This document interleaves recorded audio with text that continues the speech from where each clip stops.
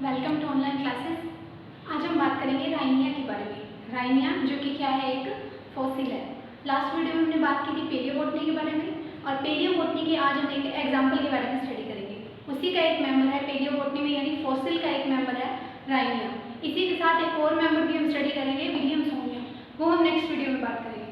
तो आज हम बात करेंगे राइनिया के बारे में। तो राइनिया क्या है, एक फॉसिल है। स्ट्रक्चर आपके सामने। अब ऐसा प्लांट, अब मैं बोल रही हूँ कि फॉसिल है, तो हमें पता है कि ये नेचुरल तो हमें ऑब्जर्व नहीं होने वाला, ठीक है।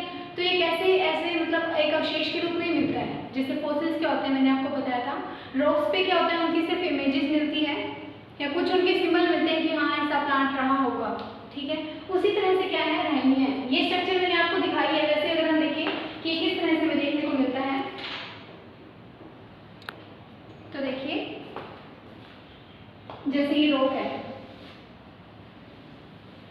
रॉक के ऊपर मान लीजिए ऐसे स्ट्रक्चर। अगर मैं इसकी स्पोरेंशिया की बात करूं, अगर पूरे प्लांट की बात करें तो इस तरह से हमें स्ट्रक्चर देखने को मिलती है। जैसे यहाँ प्लांट दिख रहा है और यहाँ स्पोरेंशिया लगे होते हैं, ठीक है, इस तरह से। लेकिन अगर इस तरह से क्या है, इसकी स्पोरेंशिया भी मिलती है।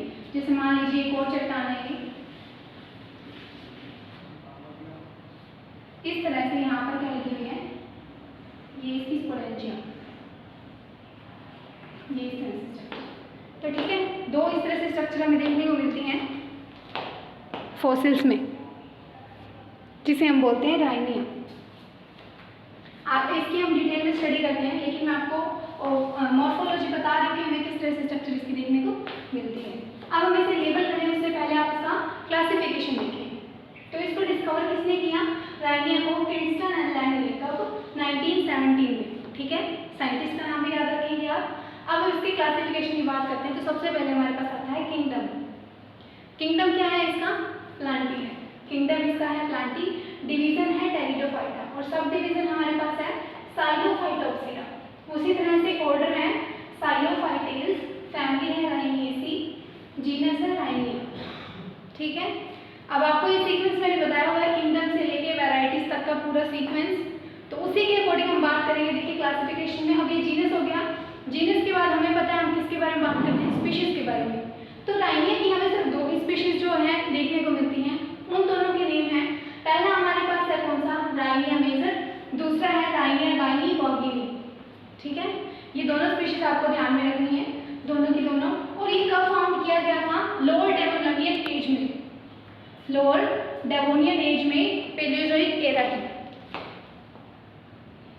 तो ये इसकी पेलियोबोटनी का ही पार्ट है। ये क्या, ये वाली लाइन देखिए, डेवोनियन एज में जो पेलियोजोइक एरा की है उसमें हमें ये फाउंड हुआ था। और ये कितने टाइम पहले की है, 360 मिलियन ईयर्स अगो। तो वहाँ राइनिया को डिस्कवर किया गया था, फाउंड किया गया था। अब हम इसके डायग्राम की बात करें तो लेबल कर देते हैं इससे पहले। देखिए हमारे पास इसके दो पार्ट होते हैं। ओवरऑल इसकी प्लांट बॉडी की बात करें तो इसकी प्लांट बॉडी टू पार्ट्स में डिवाइड होती है। नीचे वाला पार्ट होता है राइजोइड्स, नीचे वाला पार्ट होता है हमारे पास राइजोइड्स, और ऊपर वाला जो पार्ट है उसे हम बोलते हैं एरियल शूट। जैसे पिछले जब मैंने आपको टेरिडोफाइट्स के बारे में बताया था, बेसिक फीचर के बारे में, तो मैंने बताया था कि जो टेरिडोफाइट्स होते हैं उनकी जो प्लांट बॉडी होती है रूट स्टेम लीफ में डिवाइड होती है। लेकिन अब क्या चल रहा है, यहाँ पर फॉसिल्स की बात हो रही है। प्रिमिटिव है ये, एडवांस कैरेक्टर नहीं आ रहा है इनमें कोई भी, ठीक है। तो प्रिमिटिव की बात करें, आपने ब्रायोफाइट्स पढ़े हैं। ब्रायोफाइट्स में क्या था, ट्रू रूट तो एब्सेंट थी। वहाँ पर क्या होता है, ट्रू रूट एब्सेंट होती है, तो रूट की जगह एक ऐसी स्ट्रक्चर होती है जो रूट की तरह ही फंक्शन करती है, लेकिन वो ट्रू रूट नहीं होती, उसे हम बोलते हैं राइजोइड्स, ठीक है। इसका काम का वही वाटर अब्जॉर्प्शन का काम होता है इसका।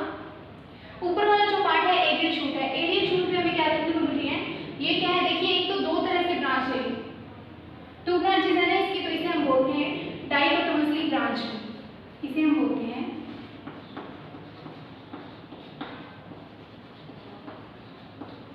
डाइकोटोमसली ब्रांच प्लांट है।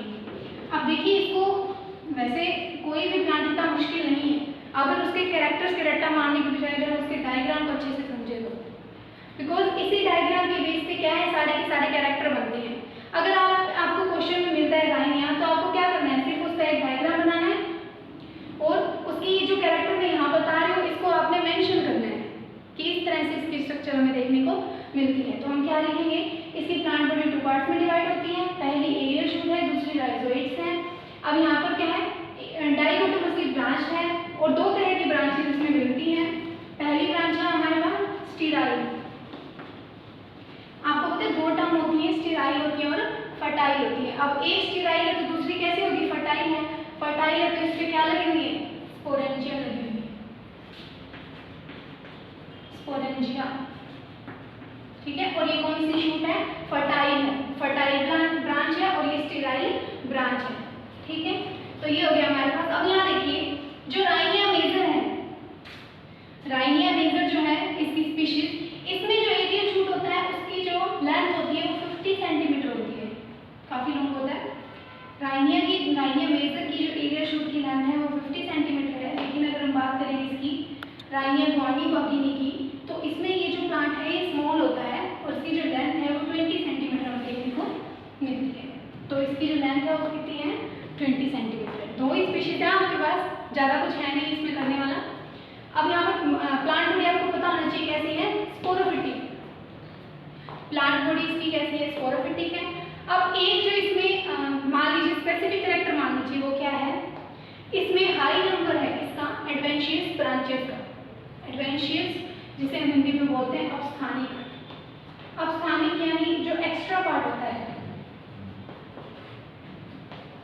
अपस्थानिक शाखाएं बोलेंगे। जैसे अगर आपने देखा हो काफ़ी जो सालों पुराने जो पेड़ होते हैं उनकी जो ब्रांचेस होती हैं उस पर भी रूट लटकती हुई दिखती हैं, तो उसे बोलते हैं एडवेंशियस रूट, ठीक है। तो एक एक्स्ट्रा स्ट्रक्चर ही होती है। इसी तरह से इसमें वो देखने को मिलती है एडवेंशियस ब्रांचेस और उनका नंबर भी काफ़ी हाई होता है उसमें। अब देखिए ये जो ब्रांचेस हैं, इन ब्रांचेस में क्या है, वेस्कुलर बंडल नहीं है, इन ब्रांचेस में वेस्कुलर सिस्टम नहीं है, तो इसका सप्लाई का काम तो है ही नहीं, वो लीफ ट्रेस वाला और फ्रूट ट्रेस वाला वो काम तो इसका नहीं है एडवेंशियस ब्रांच का। इसका काम सिर्फ और सिर्फ वेजिटेटिव प्रोपगेशन है, यानी सिर्फ वेजिटेटिव ग्रोथ करवाते जाना, वही सेल का डिवीजन होना, नई सेल बनना, ग्रोथ होना, डेवलपमेंट होना, बस इतना काम है किसका, एडवेंशियस ब्रांचेस का। तो इसका काम हो गया वेजिटेटिव प्रोपगेशन का। और ये है राइनिया का एक मॉर्फोलॉजिकल डायग्राम। अब हम इसकी बात करेंगे एनाटॉमी के बारे में, ठीक है। यहाँ तक समझ आया। आगे जितने ये जो कैरेक्टर मैंने इस डायग्राम के अकॉर्डिंग बोले हैं वो आपको खुद वहाँ पे मेंशन करने हैं, बाकी ये थोड़ा बहुत लिखा ही हुआ है। और ये डायग्राम भी आपको ध्यान में रखना है कि जो रॉक होती है उसमें हमें किस तरह से स्ट्रक्चर देखने को मिलती है। अब हम बात करते हैं इसकी एनाटॉमी की, ठीक है। ये तो होगी इसकी क्या, मॉर्फोलॉजी। एनाटॉमी पे देखिए हमें डायग्राम किस तरह से देखने को मिलता है। सबसे पहले हमें पता है टीएस, अगर देखें किसकी, इस एरियल शूट की टीएस देखें हम। अब यहाँ पर हमें स्टोमेटा भी देखने को मिलते हैं इस एरियल शूट में। क्या होते हैं, स्टोमेटा। और ये डायग्राम बनाना काफी इजी है, जिन बच्चों को देख के ज़्यादा डर लगता हो तो बहुत ही सिंपल डायग्राम है। इस तरह से ये क्या होगी, इसकी एपिडर्मिस होगी। तो इस एपिडर्मिस में हमें देखने को मिलती है क्या, क्यूटिकल। इस एपिडर्मिस में प्रेजेंट होती है क्यूटिकल।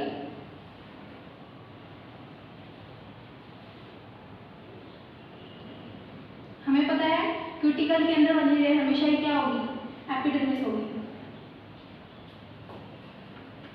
अब हम सीधा अंदर की बात करते हैं स्टीलर सिस्टम की एक बार, बाद में हम कॉर्टेक्स वाला पोर्शन बनाएंगे। तो यहाँ देखिए स्टीलर सिस्टम,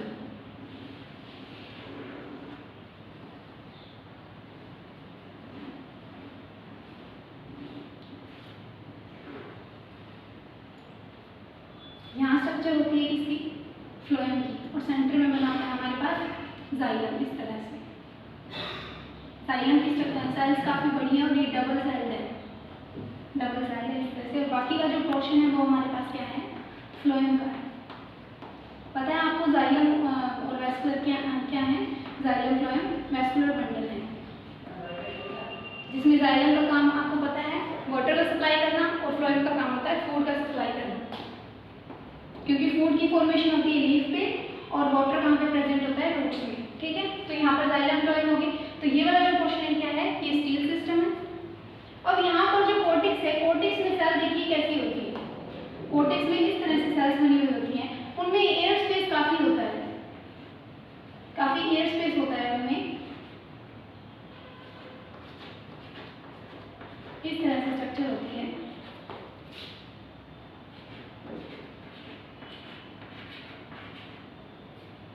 इस तरह से सारा बनेगा। ये होती हैं पैरेंकाइमेटा सेल्स, ये वाली जो सेल्स होती हैं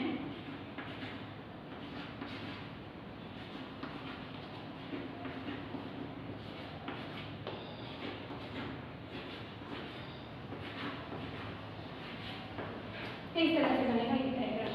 ठीक है, अब हम इसे लेबल कर देते हैं।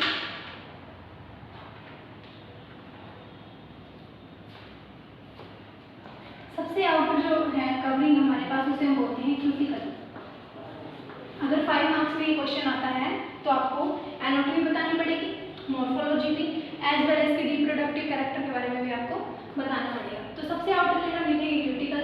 देन हमारे पास क्वेश्चन है एपिडर्मिस का। देन हमारे पास क्वेश्चन आता है किसका, एपिडर्मिस का। और यहाँ पर ये जो स्पेस है इसे हम क्या बोलते हैं,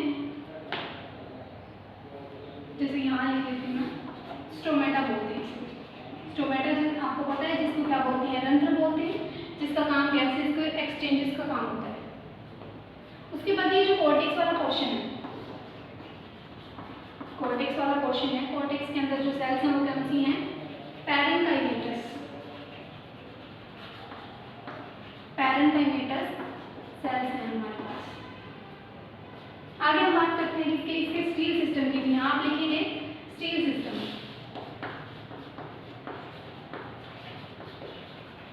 स्टील सिस्टम में अब ये वाला जो पोर्शन है ये तो क्या है, फ्लोएम, और ये वाला जो पोर्शन है इसे हम क्या बोलते हैं, जाइलम।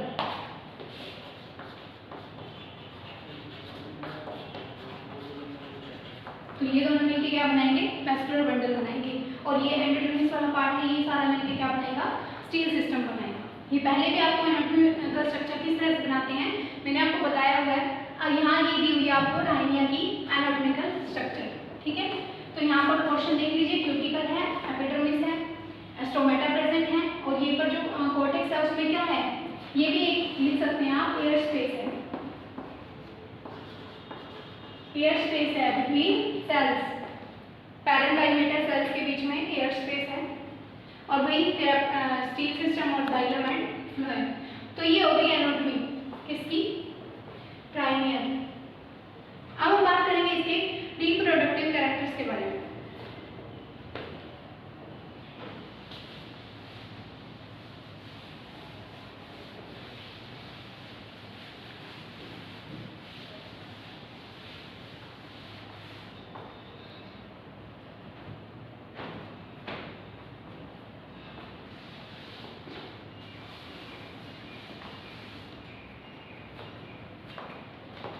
ये हो गई एनाटॉमी और मॉर्फोलॉजी भी आपके सामने है। अब हम स्ट्रक्चर बनाएंगे किसकी, स्पोरेंजिया की।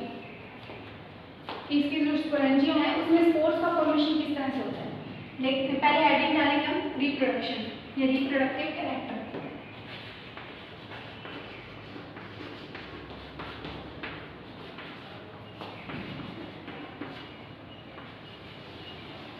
रिप्रोडक्टिव कैरेक्टर की बात करें तो हमारे पास जो 3 पार्ट इसमें होते हैं कौन कौन से, एक तो हमारे पास जैसे है क्या है, स्पोरेंजिया ये रिप्रोडक्शन में, ये वाला पार्ट क्या है, स्पोरेंजिया जो है रिप्रोडक्शन के लिए। अब इसमें हम बात करें तो देखिए एक होगी हमारे पास एपिडर्मिस,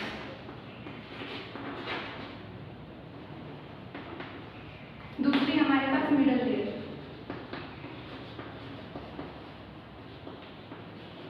एपिडर्मिस की जगह यहाँ जैकेट सेल लिख लीजिए, जैकेट सेल्स।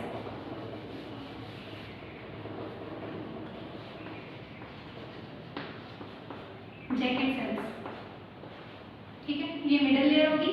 और थर्ड हमारे पास है टैपिटम। ठीक है, तो 3 पार्ट है इसके स्पोरेंजिया के, इसके स्पोरेंजिया के, यहाँ लिख लीजिए स्पोरेंजिया। 3 पार्ट है, जैकेट सेल्स है, मिडल लेयर है, टैपिटम है। अगर हम इसकी स्ट्रक्चर देखें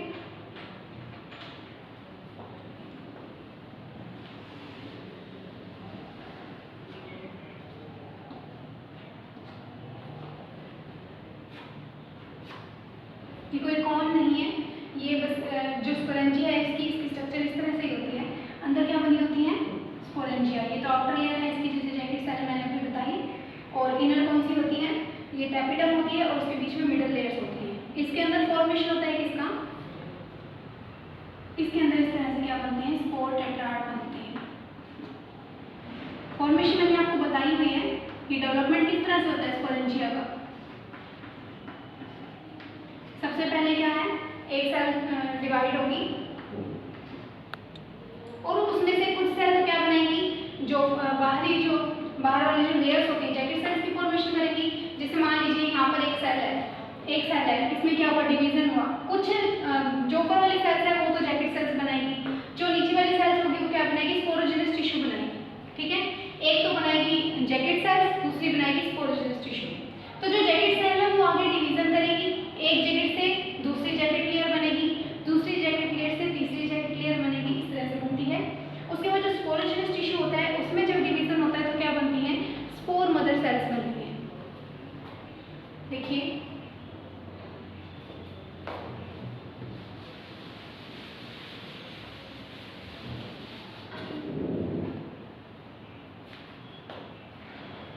जैसे ये सेल है, इस सेल में डिवीजन होगा तो 2 सेल्स बनेगी, आगे में डिवीजन होगा तो 4 सेल्स बनेगी। इस तरह से जो कुछ सेल हैं उनका काम क्या है, जैकेट सेल्स बनाने का। जैसे जो ऊपर वाले सेल है इनका काम है जैकेट सेल बनाने का, और जो नीचे वाले सेल है इसका काम है स्पोरोजेनस टिश्यू बनाने का, स्पोरोजेनस टिश्यू। अब इस स्पोरोजेनस टिश्यू में जब डिवीजन होगा तो क्या बनेगी, spore mother cell, spore mother cell बनेगी। स्पोर मदर सेल जब डिवीजन करेगी तो क्या बनेगी, टेट्राड बनेगी। क्योंकि मियोसिस होता है और आपको पता है मियोसिस में एक सेल से 4 सेल बनती है और वो कैसी होती हैं, हैप्लॉइड होती है। टेट्राड बनते हैं, टेट्राड से क्या बनती है, कोलन ग्रेन बनती है, या जिसे हम बोल देते हैं क्या, माइक्रोस्पोर बोल देते हैं। तो ये सीक्वेंस होता है इसका, इसके स्पोरेंजिया के डेवलपमेंट का। यहाँ बात हो गई स्पोरेंजिया की, तो ये स्पोरेंजिया की जैकेट सेल्स है, इस तरह से बनी हुई होती हैं। और इसके अंदर क्या प्रेजेंट है, मिडल लेयर है, और ये जो है इसे हम बोलते हैं टैपिटम। टैपिटम सबसे अंदर वाली लेयर होती है स्पोरेंजिया की, टैपिटम, जिसका काम क्या होता है, न्यूट्रिशन देने का काम होता है। किसको, ये न्यूट्रिशन देती है किसको, डेवलप होने वाले माइक्रोस्पोर। ये जो माइक्रोस्पोर डेवलप हो रहे हैं तो इसमें जो इनको जो न्यूट्रिशन मिलता है वो किससे मिलता है, टैपिटम से। कुछ मेंबर ऐसे होते हैं जिसमें टैपिटम ग्लैंड्यूलर होती है। अब इसमें क्या है, टैपिटम ये वाली, ये जो लेयर है ये डिसॉल्व होती जाएगी और न्यूट्रिशन देगी किसको, इसको टेट्राड को। तो ये क्या है, स्पोर टेट्राड।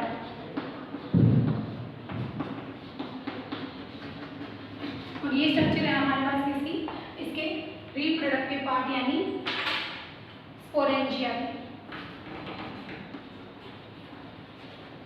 ठीक है, तो ये हो गया राइनिया कंप्लीट। इसमें कुछ भी लिखा जाता है डिटेल में, इसका क्लासिफिकेशन लिखना है, किसने इसको डिस्कवर किया, कब किया, कौन से एरा में हमें राइनिया फाउंड होता है, और इसकी मॉर्फोलॉजी क्या है, कौन कौन से कैरेक्टर इसमें प्रेजेंट हैं, ब्रांचेस किस तरह से हैं, रिप्रोडक्शन किस तरह से होता है, और एनाटॉमिकल स्ट्रक्चर हमें क्या चीज़ें देखने को मिलती हैं और किस चीज़ का क्या फंक्शन होता है, ये भी सारा लिखना पड़ेगा। स्पोरेंजिया में रिप्रोडक्टिव पार्ट हो गया हमारे पास, तो ये सारा था राइनिया। नेक्स्ट क्लास में हम बात करेंगे विलियमसोनिया के बारे में, वो भी क्या है, एक फॉसिल है। तो ये दोनों किसमें है, पेलियोबोटनी के अंदर है।